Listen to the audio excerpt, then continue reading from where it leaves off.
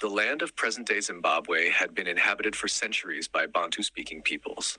From the 9th century after Christ onward, the Shona kingdoms began to develop, marked by complex social structures and lively trade networks. The most famous example of their civilization is the city of Great Zimbabwe, whose impressive stone structures were built between the 11th and 15th centuries after Christ.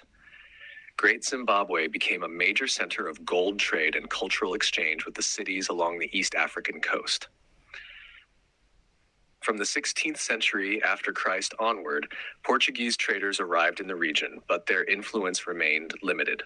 During the 17th and 18th centuries after Christ, the area stayed largely free from direct European colonization, as both the Shona and the neighboring Ndebele successfully defended their territories.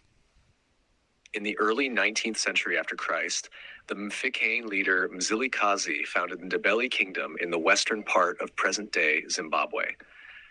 Many conflicts arose between the Ndebele and the Shona, which deeply changed the political order of the region.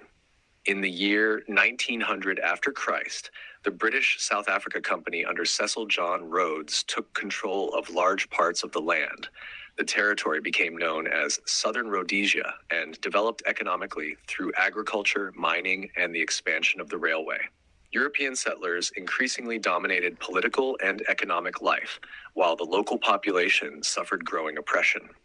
In the 1950s and 60s after Christ, powerful independence movements began to rise. The most important groups were the Zimbabwe African National Union, led by Joshua Nkomo, and the Zimbabwe African National Union Patriotic Front, led by Robert Mugabe. These movements demanded an end to white minority rule and the right to self-determination. In the year 1978 after Christ, negotiations known as the Lancaster House Talks began in London, eventually leading to Zimbabwe's official independence in the year 1980 after Christ. Robert Mugabe became the country's first prime minister. During the 1980s after Christ, his government began an extensive land reform program, which was accompanied by tension and violence, particularly during the so-called Matabele land crisis. In the 1990s after Christ, land reforms continued. Land was redistributed from white large-scale farmers to black Zimbabweans. However, this policy caused severe economic problems, including hyperinflation, unemployment, and a collapse in production.